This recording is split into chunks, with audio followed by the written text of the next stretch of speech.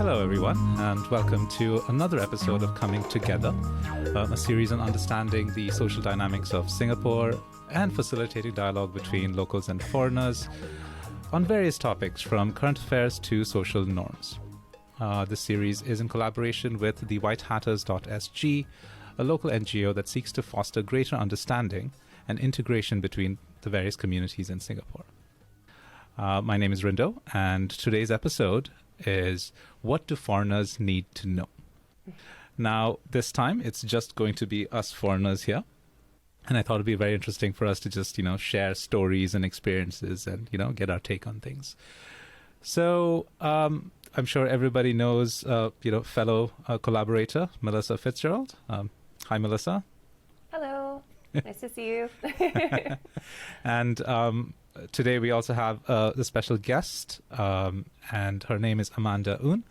How about a quick introduction from you, Amanda? Hi, Rindo. Hi, Melissa. Thanks very much for that introduction, Rindo, and thank you very much to both of you for having me today. It's a great honour. I'm Amanda. I am a Brit. I am originally from London, moved to Singapore about 2 years ago, but my mum actually grew up in Holland Village, locally. So I'm a foreigner, but sort of a foreigner coming home. Nice. Thanks for joining, Amanda. So, as you know, we've been having a lot of conversations around social cohesion as part of this series. And, one of the things that has been brought up recently over the last couple of years or so is about the presence of foreigners, as I'm sure you've heard. So I'm just really curious, especially as someone who has been living here for a decade. So I moved from India to here in 2011 and, found friends, found love, and I've been here ever since. And so it's been interesting for me to see, a perceptible shift from what it used to be in 2011 to what it's like right now. Obviously, the pandemic has played a big part in that shift in sentiment, but I'm just curious to hear your takes and your experiences. So as a start, folks, could you tell us a little bit about, your story here in Singapore? Melissa, Amanda? Yeah, absolutely. So just to reiterate, my name is Melissa. So I'm a writer, and my day job is a content manager. I'm an American, but I've been here 3 years, and please don't hold that against me that I'm American. But I write about topics ranging from lifestyle, popular culture, energy news to racism. So my journey here, I was in San Francisco for 10 years. I've always lived in California. I've never actually been to another country to live. So this is my first experience moving abroad and being an expat and what have you. And it all's been really, really interesting, just the whole experience. And I will say it's been so rewarding, and I really love living here. But my experience and first impressions of when you move to Singapore was really interesting. So I came here from San Francisco, as I said, and everything was just so clean and pristine. And I had heard that before I came here, but I just didn't realize the level of how clean it would be for the most part.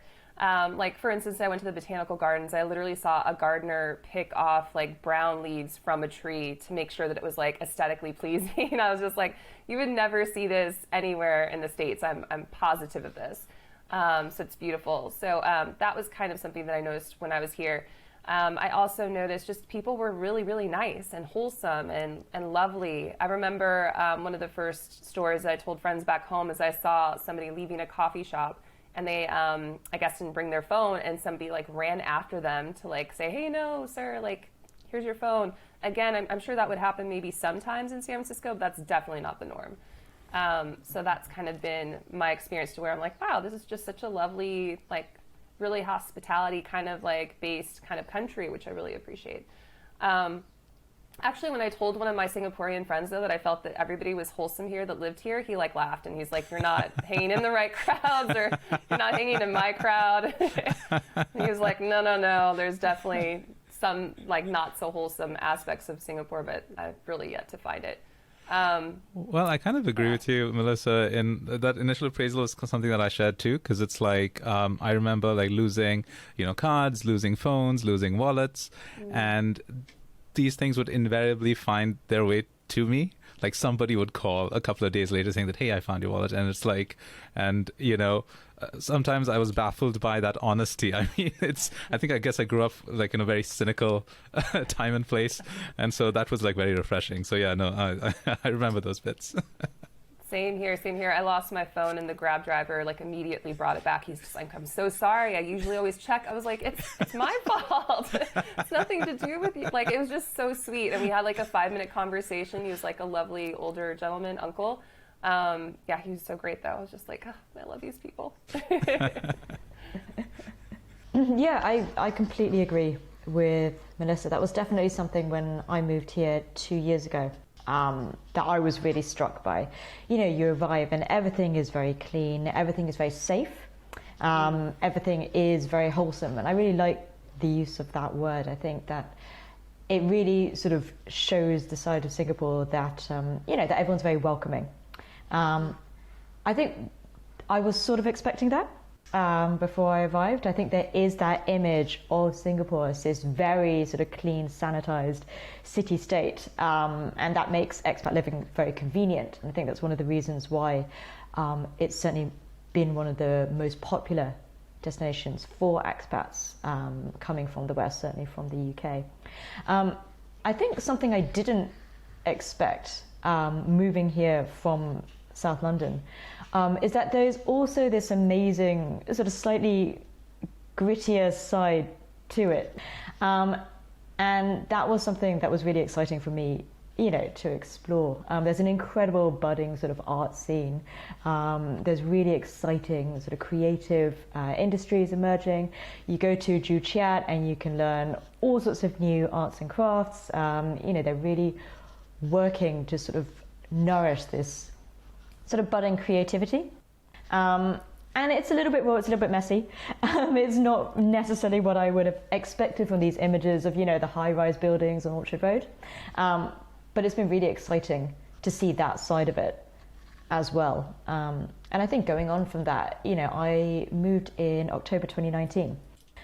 So about 2-3 months after we moved, the pandemic started really changing things. And again, that was a really interesting opportunity to see a different side of Singapore. That incredible grassy area just in front of, MBS around the bay.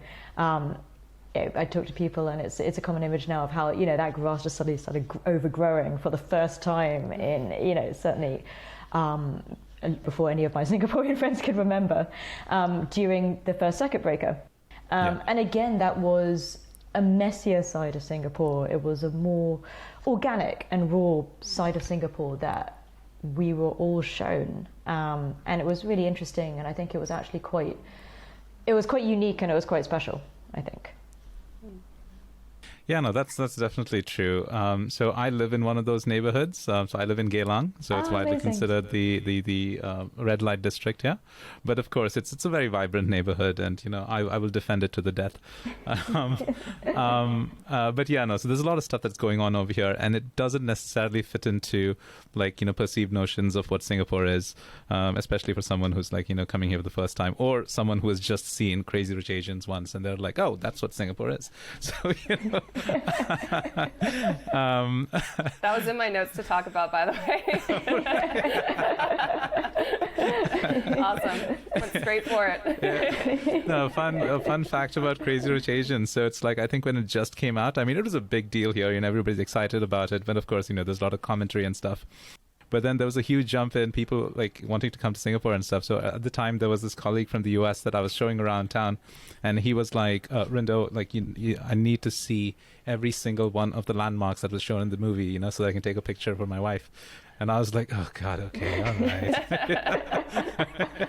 Too far. But yeah, it massively boosted the visibility of the country. So no, but that was actually super interesting. Yeah, no, I think I do remember a lot of those things too. So it's like, the initial impressions of, oh, this is like, a city that's, clean, that functions well, that's really nice, and people are not, the cynical, oh, I can't swear here, but, not the cynical folks that they are, especially where I come from. But, that was interesting. Although I have to say, since, Amanda, you were talking about how you arrived like just a couple of days, before all hell broke loose. Like, how did you feel about, that shift? It's a really good question. I think at the time we didn't really process it, if that makes sense. I think when something so unprecedented and unexpected as this global pandemic happens, the first thing you think is not necessarily how is this affecting my expat experience in Singapore. I think globally, certainly at the beginning of 2020, everyone was just thinking, how do we get through these next few months? Definitely almost 2 years on, I think, there's definitely more scope for looking back, for reflection as a wider whole. And I think it's two-sided. I think on one hand, there is a certain element of perhaps sadness that there are things that, we haven't been able to experience. And, I talked about this incredible sort of budding cultural scene in Singapore. I've talked to Singaporean friends about these incredible gigs or live music, stand-up comedy that they've been to see. All sorts of things that I love and, love to do in London. And it saddened me that it kind of surprised me that there was that richer landscape in Singapore just because we hadn't had the chance to experience it as fully as we would have pre-pandemic. There is, of course, this other reputation of Singapore as being this great hub for traveling to other countries in Southeast Asia. So again, there is that. But I think that that's actually worked out in one way quite nicely, because we haven't been able to use Singapore as a base for leaving Singapore and visiting other countries. I think that we've really sort of been pushed to explore it in more depth than perhaps we would have otherwise. Oh, interesting point. No, that's actually a fair point. I've always thought of Singapore as, this is the general perception is that, Singapore has this fantastic airport. The rest of Southeast Asia is like the hinterland of Singapore, so to speak. So, that's always been like something that we think of when we talk about like weekend trips to Thailand or weekend trips to, wherever in Southeast Asia. It's just like such a normal thing to do. And now we're like, oh, okay then. We should not have taken that for granted. Well, absolutely. I will say my friends back home literally think that we just are all on vacation here permanently. I'm like, no, like I do work, I have a job. What you see on my social is not real life. Like, for instance, I literally am sitting, my usual area is literally on the floor. That's usually where my little desk is because we can't work from the office. So like that aspect of things, I'm sure, like, I don't know, it definitely really kind of changed the way I thought about office life. But like you have to adapt, right? And that's what we've had to have done. Like when I first started my job, my current job beyond this, obviously, the freelance, I hadn't actually met my coworkers for 4 months because we were still unable, not lockdown really, but just unable to go to the workplace together. And even now there are really strict rules and what have you. So I think that really kind of affected just how, working together, knowing your colleagues, also, kind of being in the bigger scope of like, and woven into the tapestry of the society here, because you really aren't with, the rest of your colleagues who are from all different parts of the world, but also Singaporean. So that really changed things. But yeah, I think the mindset of, how we live over here, it really is like the Crazy Rich Asians, because we are jetting off to, different, countries and what have you. That's what people think, right? The reality is a bit different. And then also the wealth disparity, which I'm sure we'll get into, is very different here as well, which I think really isn't something that you think about when you think of Singapore. It definitely wasn't what I thought about at all. But then you start to see kind of a little more as you see migrant workers napping on the floor because that's all they can do because they're up really early, or working way late. I remember this was something that struck me when I first moved here is construction workers working till like 11 p.m., 1 a.m. I don't know if you've noticed that, but I was just like, whoa, what? Why are they working so late? When are they starting? Maybe they start later, but still, it's just doesn't really seem like the best kind of working conditions, I guess. So that was something I noticed. Yeah, no, that's actually a really disturbing aspect of, of Singapore. And I try not to judge, but the thing is, it's really hard not to. So just for context, I used to work in the construction industry for a couple of years, and you get to see this on a regular basis, and and this, I mean, exploitation is probably the only way to describe it. Yeah. It can't be sugarcoated, and like I remember there was a lot of denial, a lot of like trying to explain this in a nicer way and stuff like that. And then what the pandemic has shown is that this is real. This is I don't know how to even describe it. It's deeply shameful. But was that like a culture shock for you, Melissa? Absolutely. I think when I first arrived, when I saw migrant workers in the back of trucks without seatbelts, not being properly kind of like taken care of or having the right things that they should have just to be safe when they're going to and from work, I think that at first was like, whoa, that's kind of different. Like I haven't seen that in about 30 years. Like I think it's been a law in the States for at least 20 years. Anyhow, so that was like one thing that I kind of just shrugged it off at the time. But then of course when the pandemic happened, we kind of saw what their living conditions were. We saw that, I mean, sometimes it's like 16 people to a room, or they have like day and night shifts, like all of these things that I think weren't really talked about before at all. Or it just wasn't, nobody knew. Now it was on a global stage, right? Where like they're all sharing one bathroom on one floor, which is, again, that's just inhumane. So I think all of that kind of shook me a little bit, where I was just like, oh, okay, I didn't really realize that we, as being such a wealthy country, that we would have the potential to still have these kind of problems and social issues like the States we do, and we also have our own problems over there, and we're definitely not better than the other, but I wasn't expecting that, I guess, at all. I think same as Melissa, that was something, again, that was a real culture shock to me, seeing that different side of Singapore. And we mentioned Crazy Rich Asians, and I absolutely love that film. But it's interesting, isn't it? Like obviously that is something that it is not at all portrayed. And I was with a friend the other day, and she'd actually seen Crazy Rich Asians for the first time. And I was like, wow, okay, late to the game. But she said it presents such a romanticized ideal of Singapore. And with regards to sort of the wealth disparity, absolutely. And I think movies like that really just sort of emphasize it. Certainly for people living here who see it on the ground, pun intended. And it was really brought to light in the pandemic, and I completely agree with what you said, Rinda. I think it really brought that to the global stage. And while on one hand it was shocking and immensely saddening to see, it also, I think, one silver lining of the pandemic was, that did make global media. It didn't just make the Singaporean media. It sort of got that dark underbelly of Singapore, if you will, out into the world a little bit.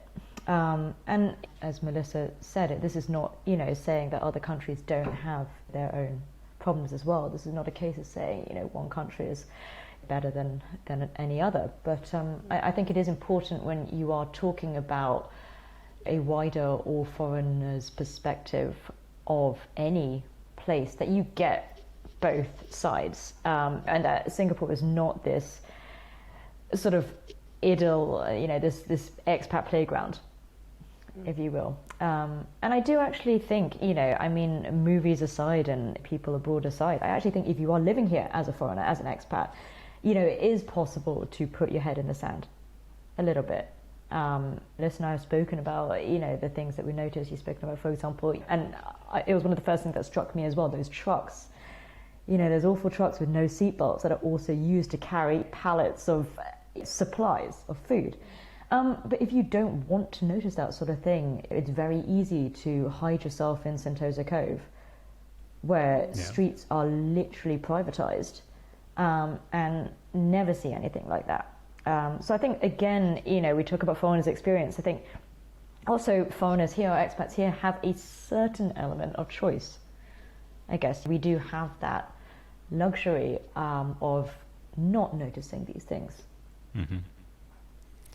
No, that's actually a really good point. I mean, like so the notion of the expat playground, right? I mean, so there's a lot of commentary about it recently, but then I do recall in the early 2010s and the late 2000s even, like the idea of a lot of Southeast Asian countries being an expat haven of sorts. It's like it's an amazing place to live in. All these new and novel things, etc., etc. In a previous podcast, Melissa talked about learning the term Asia Light for the first time. Right. So, and I think that's a term that's been used a lot in the context of Singapore as, this is it's an amazing, easy place, for expats to live in. I think those kind of notions are kind of getting a bit of flack recently, because it's kind of highlighting a certain privilege that expats have. It's highlighting the notion that expats are living affluent and privileged lives. Especially, in a time when there's a lot of wealth disparity, even pre-pandemic, and locals a lot of struggling with the notion that expats find this amazing experience living in Singapore, whereas they have to struggle with the mundanities of their lives. So so there's a lot of anger and resentment, and I have seen this over the years. So I'm just curious about your takes on this, especially living here for a while as an expat. Have you sensed the local foreigner divide when you first moved here, or do you sense it, or is it just me being paranoid and reading too much into things? I mean, you read Mothership, right? So no, it's not. It's not just reading too much into things. We should have kept that off the episode. It's okay. We should talk about it. What's funny? I think that initially when I moved here, I again just didn't see any of that. I think it existed, but I think it existed in maybe just a community that I wasn't maybe completely in yet, right? So, and even with my Singaporean colleagues, when I first moved here, I only had a job with only Singaporeans, which I thought was so awesome because I got to learn so much about the culture. It was a really unique experience, I guess, comparative to a lot of other expats that I've spoken to. But that being said, I think that the pandemic really kind of opened up the opportunity. I think everyone was just unhappy, for one. It was a really scary time. And I think that seeing people that already are perceived to perhaps have more than others, or more, whatever it may be, other opportunities perhaps that they think that they may have that maybe they really don't. It's neither here nor there. But if you're perceived that way, perception is reality. And that's what happened there. I think that people just saw what they saw and decided, snap decision, they don't deserve to be here. They don't follow the laws. This is completely why we shouldn't have expats here. And when I've spoken to other people that are Singaporean that have kind of been very, upfront with me with regards to why that they may have felt that way, I thought it was interesting where one woman had said that another person who was a colleague was basically came in on this expat package. He didn't really have to work as hard. He took long lunches. He was from Germany, supposedly. And not to put German people on blast, but I think in general, some Europeans have a very different mindset of what work is like. When I came here, I thought, I'm leaving America. I'm leaving the rat race. And it's going to be a little bit more chill when it comes to work. No, it's the exact same.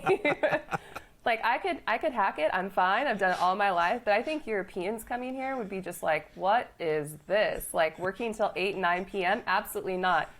Again, I'm not saying that Europeans can't work really hard, but it's just a very different kind of mentality, right? So I think that when you have this idea of what an expat is, their expat package, their privilege, all of that, and combine that with, well, why aren't they working as hard as we are? Why this, that, and the other? Well, maybe they're just taking a shorter lunch and they're starting early. Who knows? It's just priorities, I think. But we do, I think, as expats, we do need to be cognizant of that and understand why people feel this way. My experience, I'll be very upfront. I make less here than I ever have because I'm in media, because I'm in hospitality, or I was in hospitality. And I think that that maybe isn't talked about enough. And I'm not sure if the expat packages are the same. Like, based upon just speaking to my friends, I feel like they're not getting paid these crazy amounts of money. And if they are, it's probably like maybe 10% of the community, as opposed to where everyone thinks it's like 100%. My numbers probably are off, but you know what I'm getting at here. I think that the perception is not the same as what is reality, and also just the packages and our lifestyle isn't really the same in my estimation. Yeah, no, you're absolutely right, Melissa. So at least from what I've been reading, from what I understand, the notion of expat packages have largely disappeared since the global financial crisis of 2008. So we're talking about like maybe about 2 to 3% of expats in Singapore today are essentially on expat packages, and we're talking about senior leadership and, people in really, really high level positions. I think most folks are generally on, local salary terms, so to speak. Not to say anything about the other work passes, like those of the migrant workers and the foreign domestic workers who are considered a class of their own. And I dare say it doesn't come under the local definition of expat, as weird as that sounds. Actually, that was something really strange to me too. Amanda, I'm not sure if you thought this as well, but like when I first moved here, I was like, well, what's the difference between an expat, there's a migrant worker, there's a foreigner? I'm so confused by all the terminologies. Like, I was just like, what is happening? Yeah, that confused me too. Immigrant? What happened to immigrant? I thought I'd be an immigrant. Like, I was just so confused. Yeah, no, I think that's a really tricky one because, so just for background, so I was born and raised in a country in the Middle East called Bahrain. And over there, it's like expat is, the word expat is used for anyone who does not have a Bahraini passport. That's all there is to it. It's just, that's pretty much it.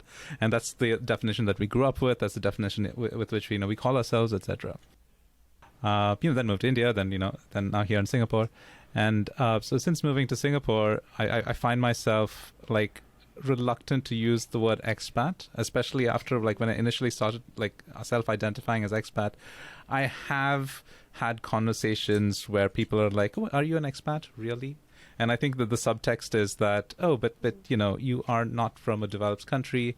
And I think that's the subtext, although it's not said out in the open just like that. I just started getting that feeling that, if you are from a developed country, I think people are a lot more comfortable using the word expat versus if you are from, let's say, a country not as developed as Singapore, and then I think people would struggle with, does he deserve that term? But that's just my take. I don't know. Amanda, Melissa, have you had these conversations about what makes an expat and what doesn't? I've never had the conversations, so it's great to start them now. Actually, because it's something that, as Melissa said, I've wondered about and I've been confused about. I feel like here expat is obviously very different from migrant worker, and then there's this third term which talking about foreigner, which seems to encompass both, but again means something different altogether. And I think just the implications of each of these three terms is really telling. It's very interesting. It's what people don't say, I think, as much as what people say. And I think there's also, I guess, this sense of impermanence. I think when someone calls you an expat, right, there is this idea that you are here out of your home country. Mm-hmm. And at some point, you're probably going home. And I think that also maybe has coloured the perception of expats here in Singapore. Again, we talked about acceptance, we talked about cohesion, and I do understand and I do sympathise. I think it is harder to form bonds with someone if there is this underlying idea that they're only here in your country really to have a great time, use it as their playground, and then leave to go back to Germany or wherever they came from.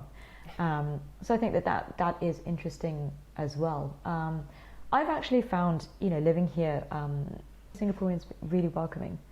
I've never felt that there was this sort of unfriendliness. I think the only times where we've ever really questioned how much we welcome is very much sort of certain points during the pandemic, where there have been changes to say, particularly the dependence pass, there have been changes to expat work visas. And then, for example, with the vaccinations, expats and foreigners sort of being essentially shunted to the back of the line. And whatever your views on sort of whether that is fair or not, I think that did, for the first time, send a certain message about sort of where or how foreigners and expats were viewed. Mm-hmm. Mm-hmm.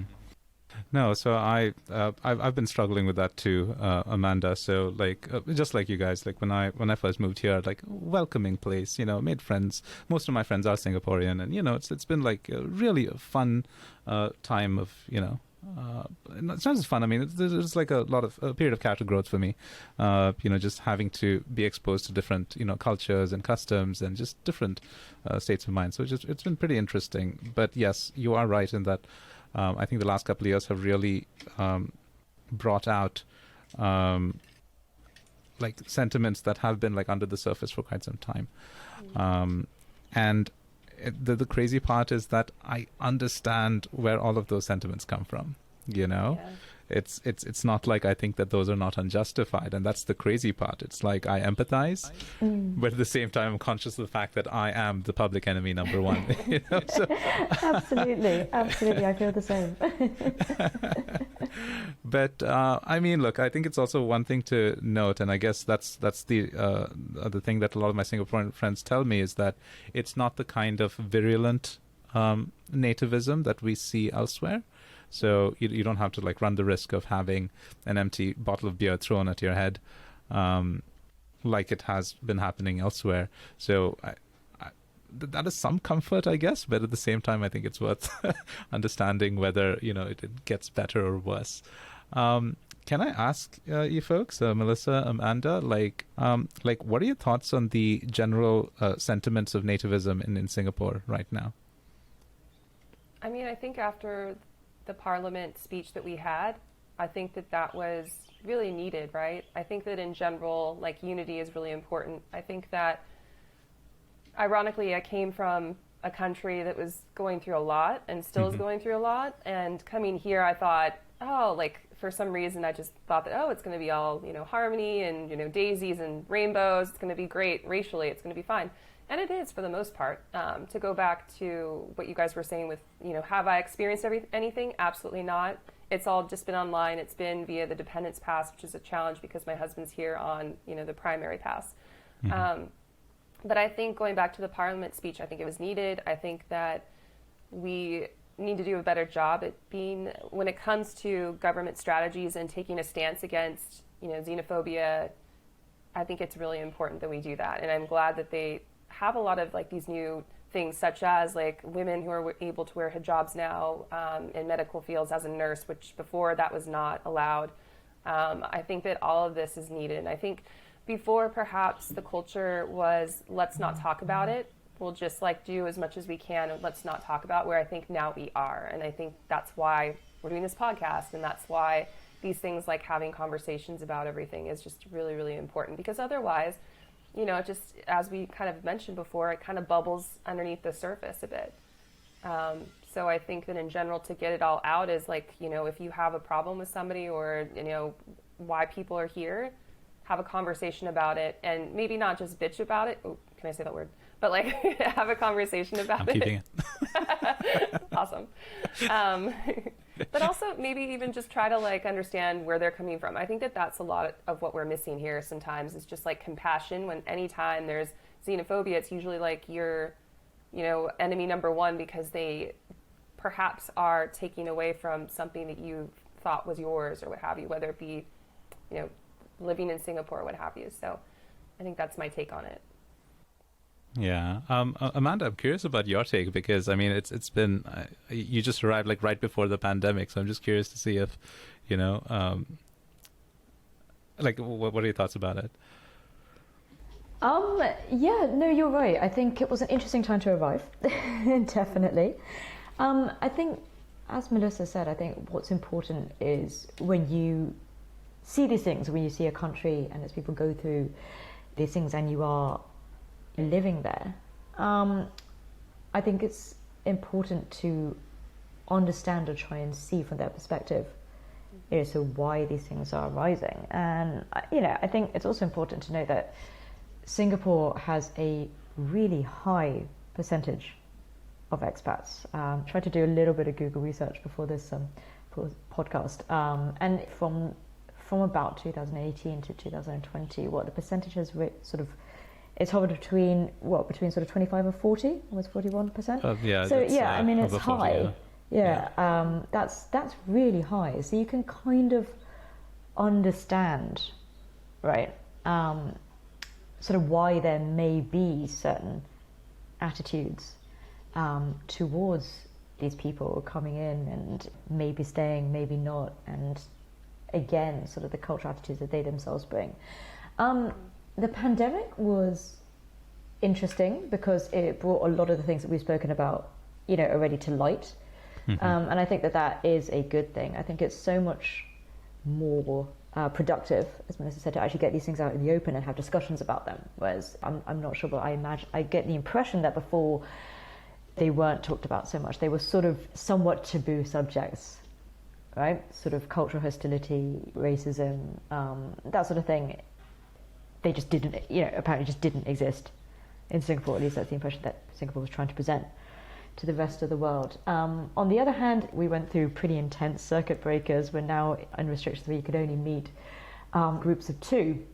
So actually, you're not actually interacting with as many people as you would otherwise. Sadly. Singapore, Singaporean foreigner or otherwise. So I mean, I don't know. In a way, has that further closeted us as expats, as foreigners? Well, yeah, I think it has. And I think this is one of the biggest issues right now. Like a big part of social cohesion is to have like a forum or a space where we can all, hang out and talk. And it doesn't have to be like a meaningful one. It's just sharing a meal or having a drink. And that's all it takes, right? And I think what the pandemic has done and, what's happened over the last 2 years is essentially that's just been taken away for us. So like, I like to think of myself as a fairly optimistic dude, but now I'm just like, festering in all this, in these very hostile online environments. And, it's really hard for me to step away from it. So, this is absolutely, changing the way how we think of, a society before the pandemic. But at the same time, I agree with you, Amanda, in that a lot of these social rifts have been kind of swept under the carpet. Of course, it has been talked about. There has been commentary and stuff, but it hasn't like gotten bigger than the larger, more sociable environment that that used to be the case in Singapore. So questions of racism, xenophobia, and other social issues are generally like seen as, oh yeah, it's a thing, but let's talk about it later, or let's deal with this some other time or something like that. So yeah, I think the pandemic has just forced those out in the open. Whether it's a good thing or bad thing, I'm still not sure. Yeah. Hopefully better. I mean, obviously, Parliament had how long was the conversation? 10 hours or something past midnight. They definitely needed their coffee for that conversation. So really impressive, and hopefully that just brings about change. And it looks like they're already doing that. So they're funding this podcast. So thank you, Singaporean government.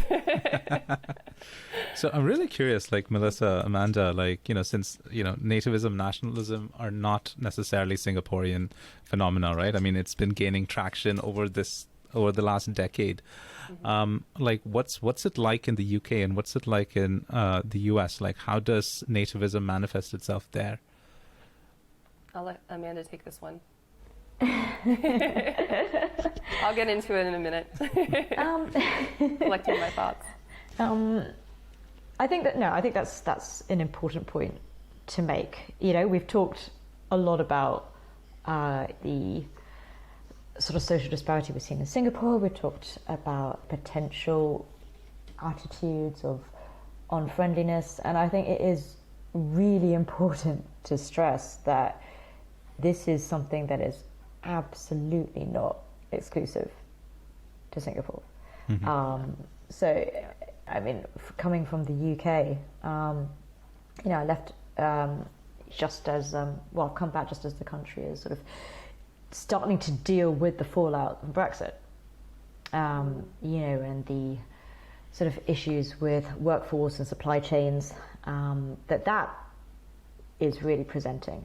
And I think it really does bring back memories of, those years ago where the Brexit vote was first announced and the general undercurrent that presented. And so again, I think it's interesting because when you are speaking from that perspective as a native, if you will, as a citizen, you don't think about it in the same way.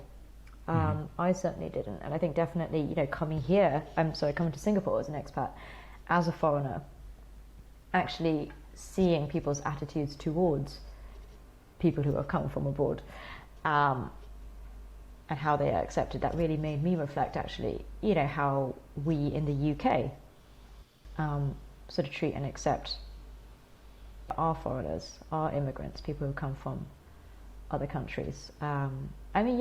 Even Brexit aside, yeah, absolutely, there are racial tensions that exist in the UK, of course. There are issues of social inequality in the UK, absolutely, and I'm sure that goes for almost any country. So that's also something that's important to remember. Mm-hmm. Yeah, For sure. I'd like to answer that question too. So obviously the America that I know is no stranger to having challenges with, obviously racism, but also a very kind of like, the rise of Trumpism brought out the worst of Americans, sadly, which I think was quite evident with, the death of George Floyd and so many other horrendous, attacks on people of all different nationalities. And I think for me, part of the reason why I left America was just like, I'm done with my country. Like, it was just really upsetting to see, or to hear my friends who are of different nationalities come to me with these horrible stories of things happening to them. So I think what's really important here is when you do come to a different country, or just in general, just try to understand the other person and, just not, I just don't understand the hate that's behind some of these people. Of course, I understand, yes, make sure that your country is taken care of, make sure that your constituents are taken care of, and, that the country is running the way that it needs to be. But there doesn't need to be this sense of, if we let in foreigners who need help, like, for instance, the border control and the people that were languishing at the borders in America or by America, Mexico or what have you, that doesn't need to happen. I'm sorry. There needs to be a better way of taking care of people, a humane way, a way that people are, not going to die from, having these experiences. So I think in general, sure, yes, have pride in your country and ensure that, your people are taken care of. But then also, why not allow for other people to have, what they wouldn't have in a different country? We're a rich country here. We're a rich country in America. We have the ability to take care of these people. And again, I think it comes down to compassion and understanding that, these are people. They're not inanimate objects. And I think that that's what's really missing sometimes when people have this sense of, well, if they come, then I'm not going to get my due just desserts or whatever it may be. So I think that that's, people are people, and I think that that's really important when you are kind of coming out with that nativism kind of aspect, I would say. Yeah, no, those are fair points, Melissa. And I'm just kind of curious because it's immigration is such a complex and difficult, topic to broach. It depends on various factors and sometimes in the zodiac, from at least based on what's going on, it's just there's no rhyme and reason to some patterns. But at the same time, I do understand discomfort, and it's like what Amanda said, 40% of the population are not Singaporean. That's a significant number. That's a culture disrupting number, Yep. And that's the kind of thing where especially as a foreigner, you're probably not as incentivized to, assimilate because you don't have to. When there's a significant number of people, you know, from of where you're from and all that, there is definitely less of an incentive if it were the other way around. So, and I think people see that, people sense it, and there's an emotional response to it. And I think, you know, a lot of times I do sense sometimes the local politicians here do not address it. So the rationale and the statements that are generally given out are like, oh no, but you know, like foreigners are good for us economically. You know, they're bringing in enterprises, business, etc. You know, we're part of the global stage, etc., etc. But they oftentimes just ignore the more emotional reasons for why people feel uncomfortable, and that needs to be accounted for. It's good to see that over the last couple of months, I think politicians and the government as a whole, they are trying to address this. They are trying to address the cultural and the emotional component of it. So I think that's the larger issue here. You know, like, of course we can be a rich country, but then if the people feel a certain disconnect, or if they see that, you know, people from the outside are, you know, not willing to extend a hand, it's really hard to stomach. So I'm starting to understand that more and more nowadays. Yep, I completely can see why that would be a challenge, right? I think in general, what we need to do is to just really ensure, like moving forward, that these conversations continue to happen. So I think that now that the Parliament has had this great conversation about race, what the new strategies that they will be doing to move things forward in a good direction, in the right direction we want to go, I think that's important. However, I don't think that that addresses the social challenges that we're talking about, right? So I think in the community, I'm going to bring out this idea again. I love the idea of people that move as expats, that move to Singapore, have a Singaporean ambassador. They get to know somebody that have maybe the same interests. It's something that they meet with somebody for coffee once a month. I think that it's important just in general to meet people that are Singaporeans if you are an expat. So perhaps you don't work with Singaporeans. That's usually where you make your most friends. But I think just kind of going out of your comfort zone and just meeting different people, I think that that's huge. Because once you have that one friend, perhaps that you've never had somebody like that before in your kind of friend group, it kind of opens your mind to what, like, wow, I've never thought of things that way.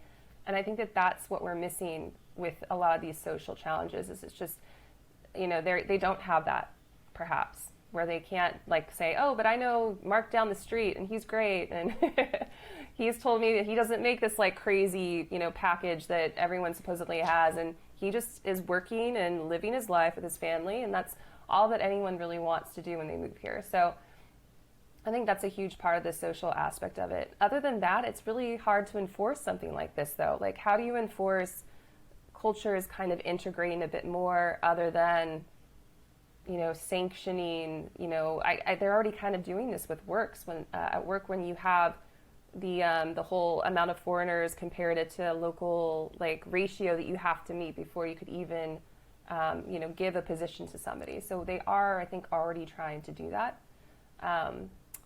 Yeah, I don't know. I think it's a hard one. Beyond my ambassador idea, I really don't have. And just like going out there and meeting people in Singapore and kind of making yourself available, I think that it can be challenging. But I think that as a person coming from a different country, you should make the effort. I think that that's what really is the key. Yeah. Amanda, any thoughts on? Yeah, absolutely. I mean, I love your ambassador idea. I think that would work so nicely. And I think one challenge that exists at the moment, you know, it made me think about it when you talked about, you know, Mark down the street, right? Like, I also think that a lot of expats, or certainly a lot of them I know, and I'm guilty of this too, we will live in certain areas. They're the areas that, you know, where we do our research on our expat forums, when we look into moving to Singapore, there'll be a certain number of condos that are well known. There'll be certain areas of the city-state that are well known, right? And as a result, expats tend to live around other expats. So this whole idea of, you know, Mark down the street, again, there's already this hurdle to that. And I think going forward, yeah, absolutely. I think it's really just, I think the burden does fall mostly on the people who have come over from other countries. And I think that that's something that we've talked about in this session. And I think it's something that perhaps isn't talked about enough. I think there are growing discussions about how Singapore can be more welcoming to all different classes of foreigner. And you can't see me, I use the air quotes because I don't like talking about different classes of foreigner, but we spoke about migrant workers and expats and the attitudes towards that. I think there does also need to be more discussion about how, when you're coming over, whether it be for 2 years or whether it be, potentially for the rest of your life, how you can make efforts to assimilate. Mm-hmm. And, I think I haven't come with any sort of clean cut sort of blueprint about how to do that, but I think that actually more discussions on that is really important. And actually I think, sort of multicultural nature of Singapore and the diversity of it in some ways actually almost works against it in that sense, right? So, I've spent a bit of time in Beijing, and you sort of know, when you go to, one of the first things you do is learn Mandarin. Right. China's a bad example because China is obviously so huge and diverse. But again, going to France, right? I've worked in Paris, and you go and there are certain things or like customs or cultures or whatever that you learn. And one of them is, for example, that you learn to speak French. Mm-hmm. As an example. Singapore has many different languages that are spoken. It has many different cultural communities. Right, the experiences of, say, the Tamil-speaking community will be massively different from the experience of, say, the Malay-speaking community. And so that in itself, if I'm a foreigner from wherever, from Germany, from the UK, and I come into Singapore, okay, what steps do I take?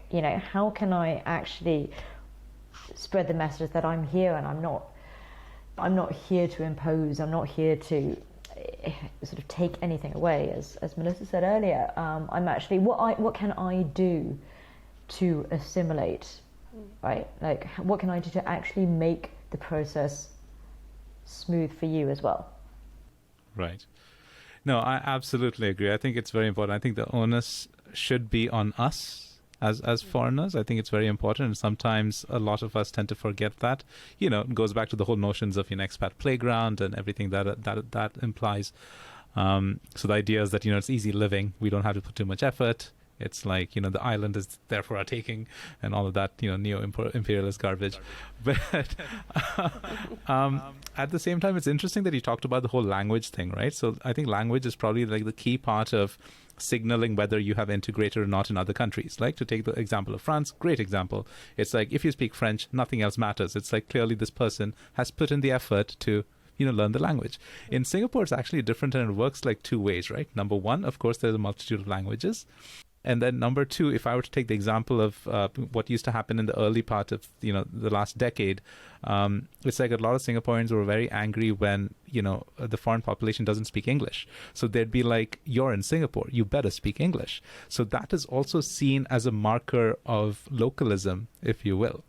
So it's like if they're talking to someone who's a cashier, or someone who's a postman, or someone who's a bus driver, and if they're not speaking English or Singlish, or they'd be like, you're in Singapore. How did you get here in the first place, right? So I think English has also become this kind of interesting language that works in Singapore, where it's like, it is on the one hand a marker of localism, and on the other hand it's also something that expats take advantage of, and therefore not learn about other cultures and languages.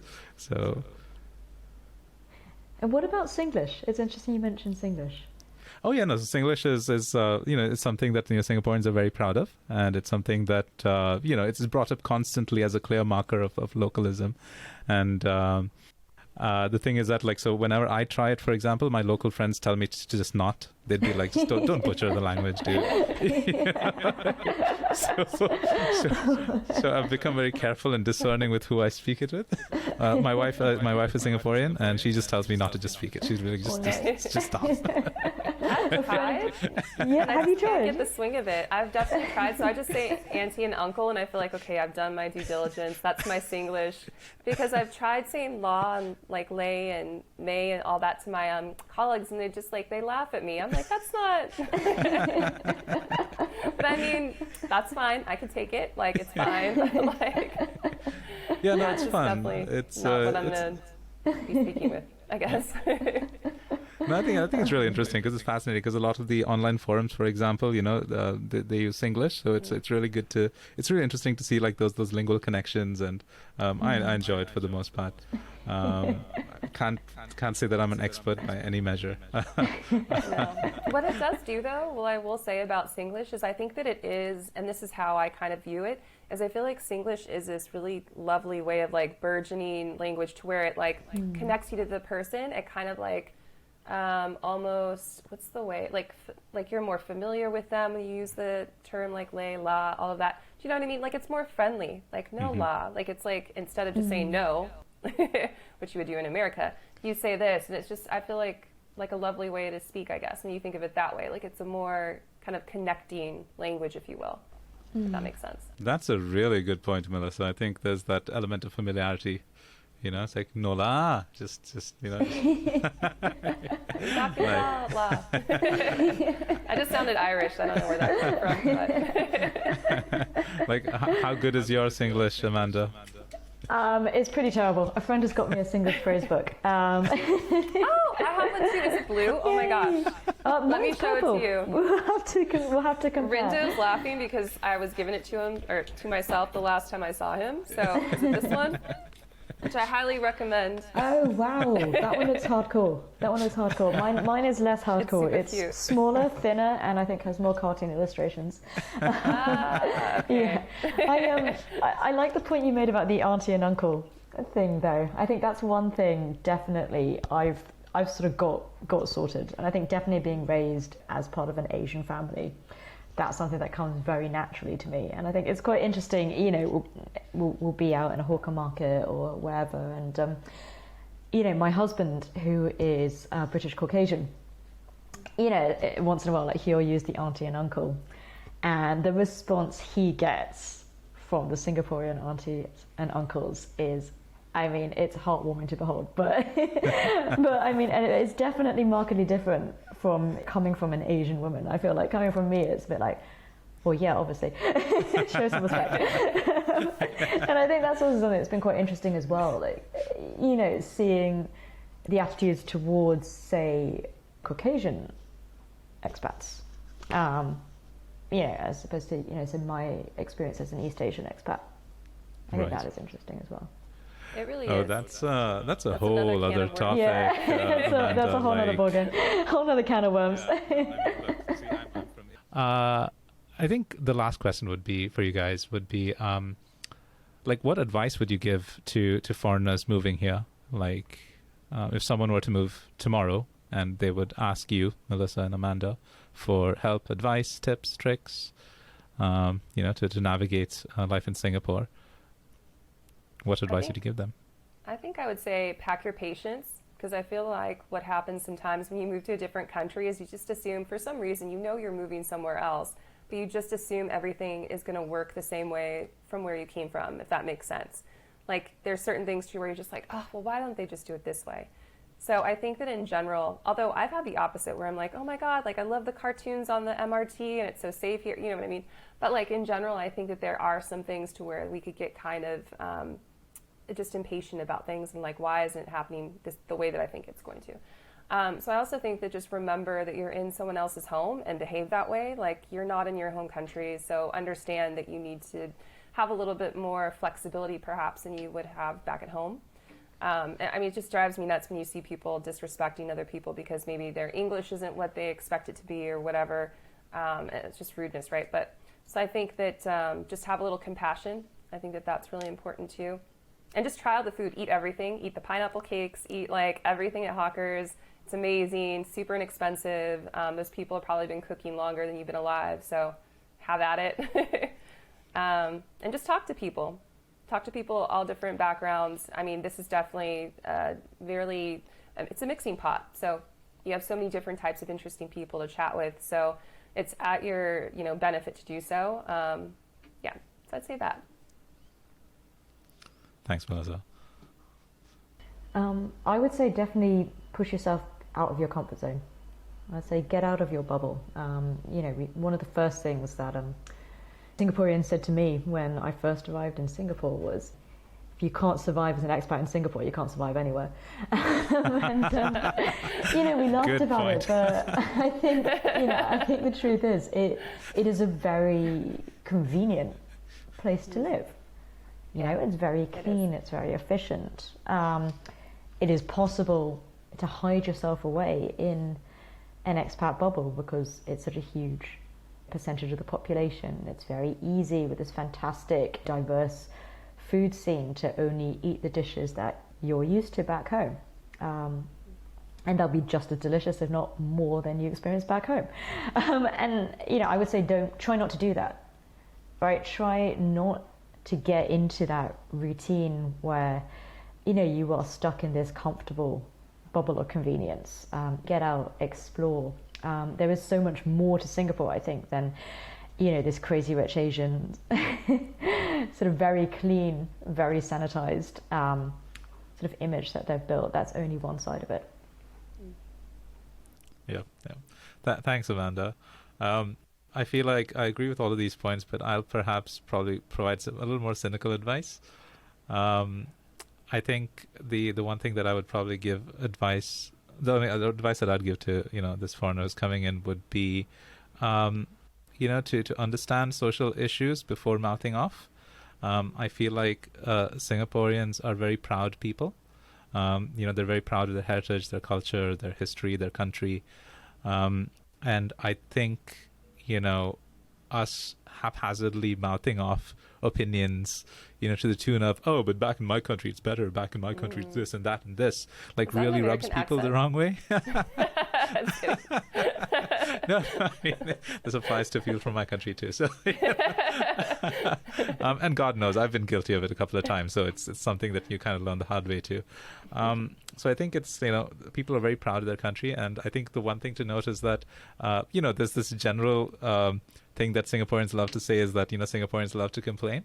And it's like a thing. It's like their way of making fun of themselves. So it's like Singaporeans complain about this and that, but God forbid you start doing it. That's when the tides turn, right? So I will say that just be a little more even-tempered when it comes to criticism of the country, at least at the first. I think there is value in learning about issues and understanding issues. And once you have established that you've lived here long enough and you kind of have a stake in the country, so to speak, that's when you're in a position to talk about it. Now, I understand that this comes across as slightly not positive advice, but I think it's very important to respect the like how Singaporeans feel about things and not just jump in just because they're doing the same thing. So that's probably just my take on it. Agreed. Yeah. I co-sign that. Yeah. So before we wrap up this episode, do you folks have any final thoughts? Maybe things that we haven't covered, maybe something that you'd like to highlight? Actually, there's one thing that I think that I didn't say that I think is really important. With regards to safety here as a woman, I have to say, like Singapore, bar none, it's just such an amazing feeling not to have to worry about things like that here. It's just coming from America, like you have to look around, especially in like larger cities. And I have to say, like, having that is just like, it's been a huge weight. And me and my girlfriends talk about it all the time. It's a huge weight that's been lifted from me that you just don't have to worry about it.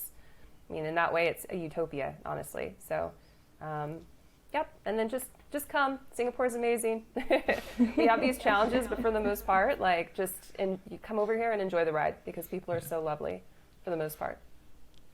Yeah, I mean, the challenges are part of the journey, right? It's Yep. and it's a journey worth taking. All right, so on that note, I want to thank Melissa. Thank you so much for being part of this. And Amanda, thank you so much for your inputs and thoughts and, Thank you for and talking having me. about your experiences here. Before, I recall that, you are the editor of the Southeast Asia Globe. Could you perhaps tell us a little bit about that? Yes, so I started about a month ago as the editor at the Southeast Asia Globe. We're a publication that covers social, political, lifestyle, environmental issues all across the region. So building a base in Singapore, I'm actually their main Singaporean correspondent. So always learning and always finding new things to talk about and write about. Excellent. I think, there's a lot of exciting stuff happening in Singapore. And so, I think there's enough grist for the mill.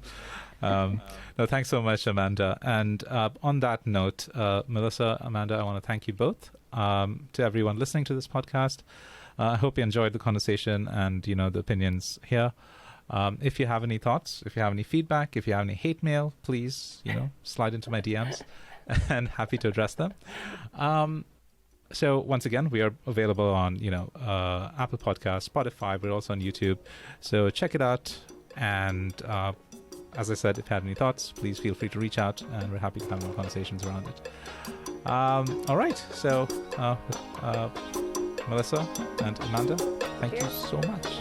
Thank you very much. Bye-bye. Thank you.